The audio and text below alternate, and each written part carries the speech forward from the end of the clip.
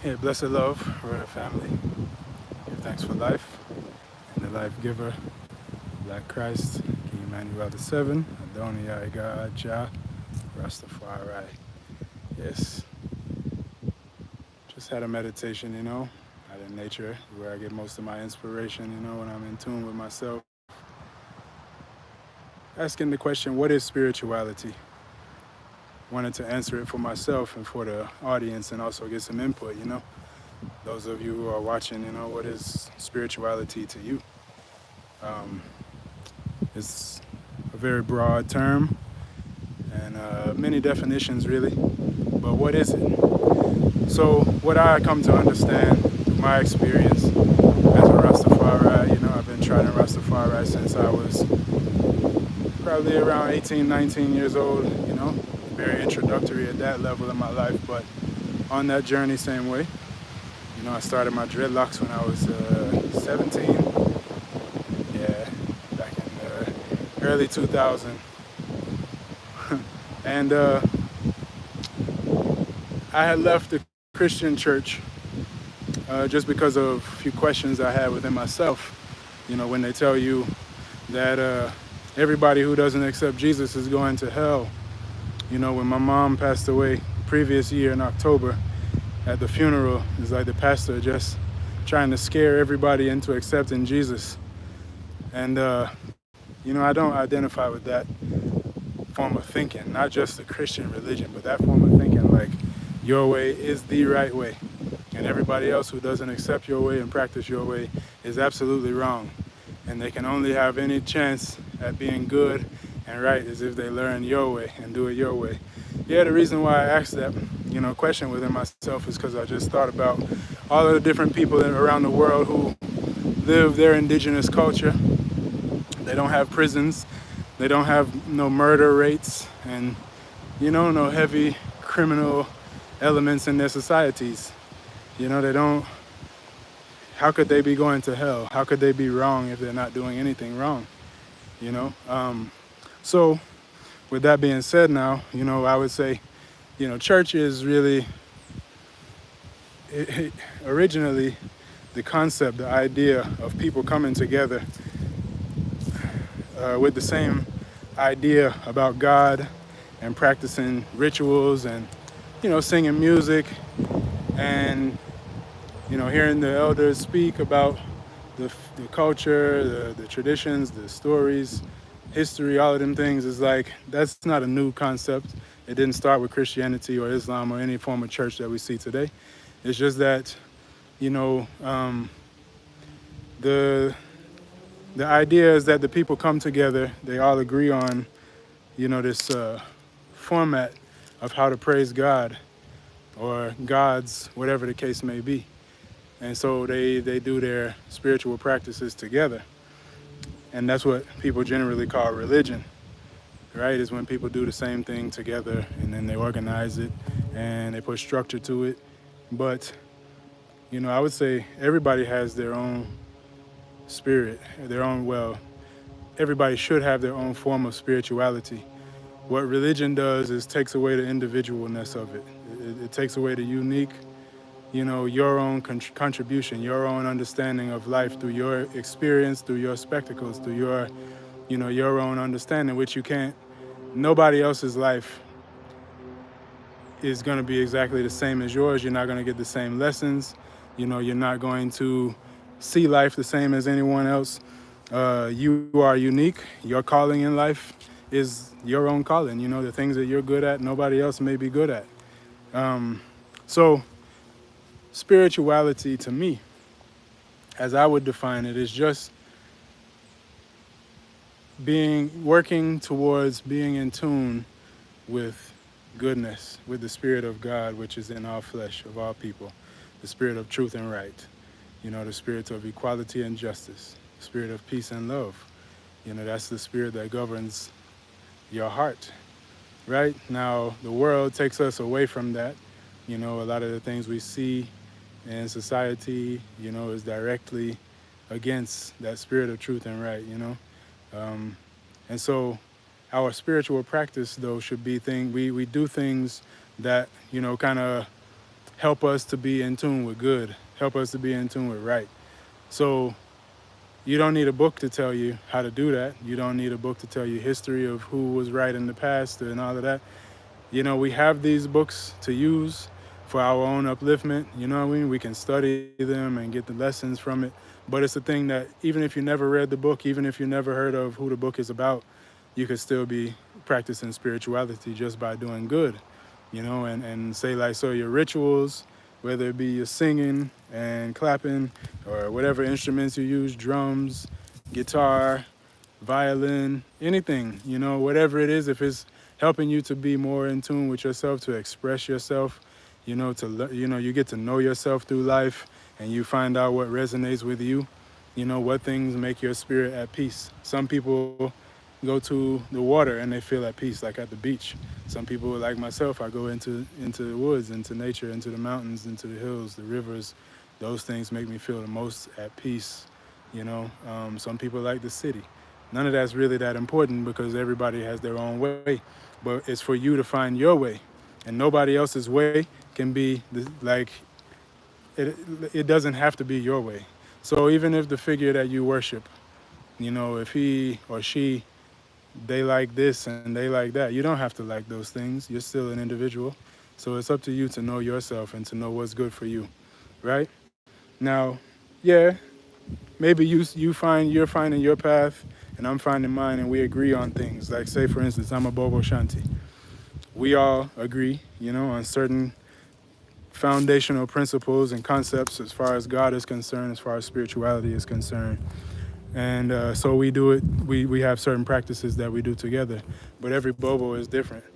Everyone who reads the Bible obviously is different, because if everybody read the Bible and got the same message, there would be one church coming out of the Bible.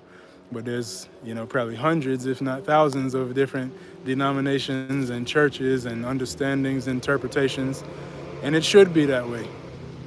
I'm not against that. I think it's great that everybody is unique.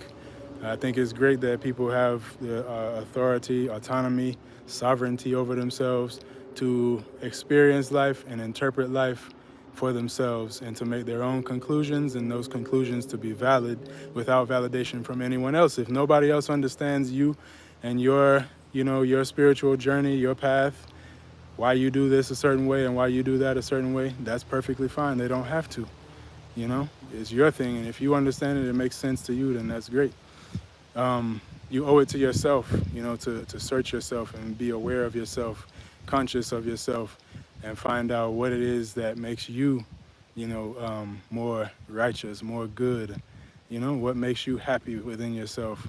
You should speak to yourself like, to make yourself better. Not speak to yourself to make yourself feel bad, and you should speak to others to make them feel better.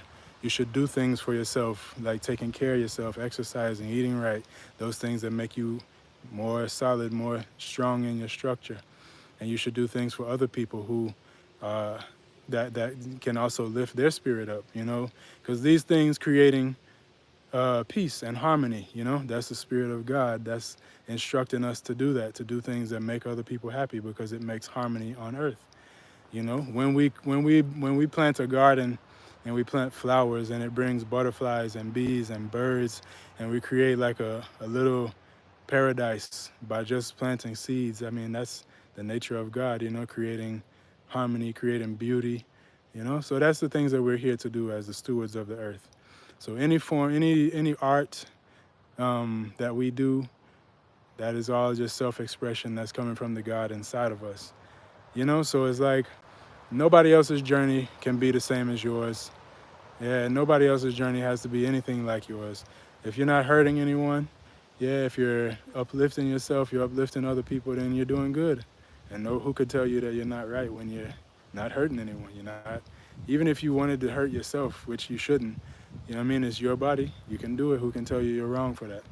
So whether or not you accept my faith and my religion, whether you accept Jesus or Allah or don't accept any of them, you could even be, say atheist, whatever. It's your life. It's for you to determine the direction of your life. And you don't really owe anyone else an apology or an explanation. If you want to explain, then great, but you don't have to. Yeah, nobody has to validate it. Nobody has to accept it. Nobody has to see the value in it. Just you. Yeah, because God is internal. God is, you have your connection with God. You don't have to go through anybody. You know, the churches, the crimes of the churches has to do with them making people have to go through them and teaching the people outside of themselves, you know, teaching them that God is in the sky or that you'll meet God after you die or you have to go to this priest in order to pray and, you know, have a connection, communion with God. You don't have to do any of that. See? So Christ himself came to show us that man of right is God in flesh. He never said, worship me. He never said to, you know, praise any other flesh. He taught us that we are God's. Yes, when we do right, then we are the embodiment of God because the spirit doesn't manifest without flesh, right? So for us to do good is to cultivate the godliness in ourselves and to embody God. The embodiment of God is Christ. Every man, every woman has the potential and the ability to be Christ-like and to even be Christ. You know, so that's what our journey, our spiritual journey as a someone who follows the Bible, that's our spiritual practice, is to be more godlike, to do things in a way that cultivate goodness, you know, that happiness, joy, peace, harmony, as I said, you know. So with that being said, now as a Bobo Shanti, right, King Emmanuel Charles Edwards is the one we say is Christ, is the black Christ. And I see you in the comments about Jesus, and it's, you know, here isn't really the place, but thank you for tuning in. That's not going to sway me. I've read the Bible just like, you know, many other people have, and they have their own interpretation. And I don't need you to preach to me. And you know, people like that, like preaching to people and telling them how to see God and you must accept Jesus. You can't do anything more to scare people away from you than to preach to them if they didn't ask you to preach to them. So I'm not here to preach to anybody. I'm just showing you the God in yourself for you to go do your own spiritual practice, whatever that may be, whether it involves a church, a Bible, Jesus, Allah, Buddha, anybody or nobody. It's for you to find your own spiritual journey and define it yourself and to do good, you know, to be God by doing good, to be God by loving, you know, to not be hateful. Yeah, because all of the scriptures, you know, is like if you really read it with a clear conscience and you get out of the religious mindset, when you read these books, they're just teaching you how to be good, you know, teaching you how to be like Christ. Christ had a problem with the church because the church wasn't teaching people spirituality. The church was teaching people religion, you know, enforcing religion and not allowing the people to, you know, interpret the things for themselves, you know. Yeah, they were the scribes and Pharisees were so focused on the keeping of the traditions and things like that that they didn't have love in their heart. You know, so if you didn't wash your hands before eating, they look at you like something's wrong with you. Yeah, and Christ showed them it's like it's not about washing your hands, it's not about keeping these traditions, it's about love. So if you don't have love, no matter what Jesus you say, no matter what God or no God, if you don't have love, then you're missing, the spirituality is not there.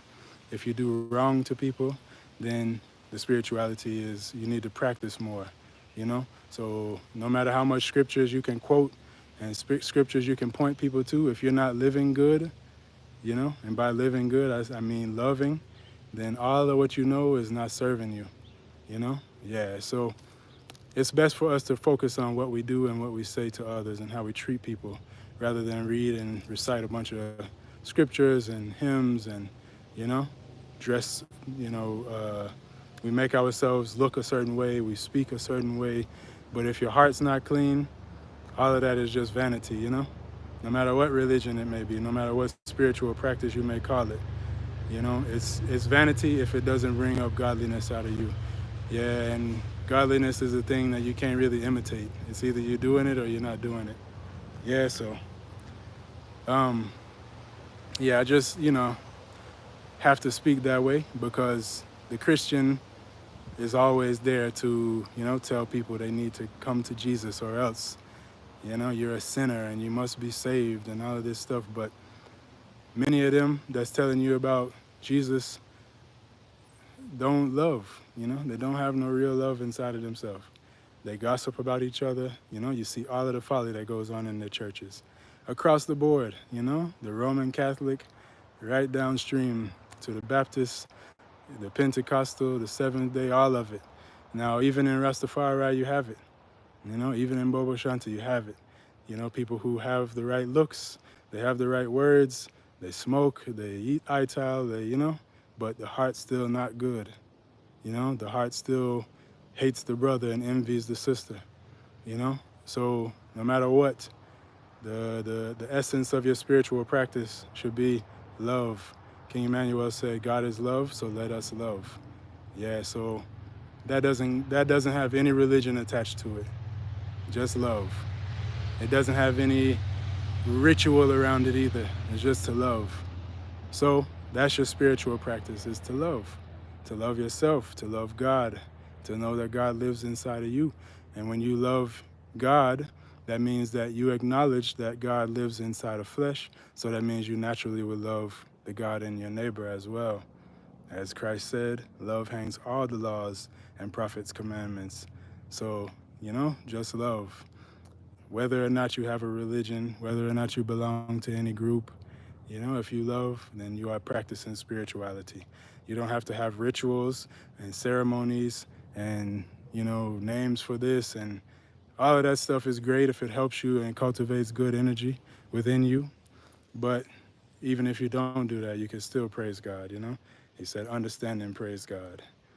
So, yeah, our unique journey, our unique spiritual path is really to get to know ourselves as an individual and to shine the light, which is the God that's inside of us.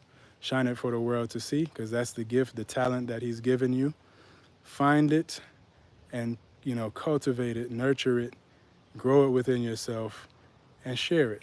Yeah, because sharing is caring. So everybody is on their own journey. Everybody's here to find themselves and to know themselves and to express the art that comes from their heart to the rest of the world, to make the world a more beautiful place, a better place. So, yeah, that's my message. I ain't gonna talk too long. I just wanted to share something, something positive. Yeah, because I see a lot of confusion about spirituality. You got a lot of people who, burn the Bible and they burn this and they burn that, and and then you have the Christians who telling you everybody else is wrong, and then the Islamists who, calling everybody an infidel, and, all of that's just division. Yeah, all of that is just division. And what unites us is the fact that God is in our heart. Yeah, that's what unites us. So be unique, be yourself, find your purpose, find your talent, express yourself as you know it to be. Yeah, and cultivate the goodness in yourself through meditation and prayer and art and, you know, good health, mentally, emotionally, physically. Yeah, create those things within yourself and raise your godly nature. And then the God just exudes out of you. That's your spirituality. The religion, the churches and stuff, you can do without that. You can do it with it or you can do it without it. You don't need it. You know? The religions would want you to think that you need it, that you have to go to church, that you have to pay tithes, that you have to accept Jesus, you have to accept this, you have to accept that, you have to do it this way, you got to do it that way, you got to say it this way and say it that way. But I, Prophet Daniel, am here to tell you that anybody that's telling you something outside of yourself, which you know to be right, through a proper understanding, because, good is good and bad is bad. If something is not bad, then it's good. Yes? So, yeah, whether they like it or not, it's your journey and you owe no apology to anyone. So, yeah, give thanks again for tuning in. Again, I'm Honorable Prophet Daniel, teaching you against, religion and religious mindedness, where you think you're right, your religion, your thing is right, and everybody else is wrong. Yeah, because that type of thinking is what leads to, things like the Spanish Inquisition. Yeah, that's what leads to people thinking it's all right to send missionaries to a continent and teach them about Jesus and then come and enslave them. The same people that taught them about Jesus then come and enslave them, you know? Yeah, that's folly. So, righteousness exalts a nation. Sin bringeth any people to a reproach. Man of right is God in flesh. Woman of right is goddess in flesh.